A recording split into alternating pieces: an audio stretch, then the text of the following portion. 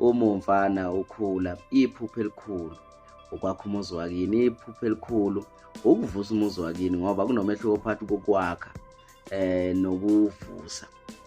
Uma-ke kuthiwa uyawakha, wenza nje mase uvusa umuzi wakini, emva kwalokho mase uthatha umfazi ufake phakathi ney'ngane, uzale iy'ngane, ube right, umuzi wakini uyakhula-ke ngaleyo ndlela, usuke usuvusile-ke uma wenze njalo. So bafowethu, into enhle kakhulu uma ubheka izinto ey'kanje, zingakugqugquzeli kunalokho, zikwenze ukuthi inhliziyo yakho ithi xhifi, zikwenze ukuthi inhliziyo yakho icabange ifuna ukubheka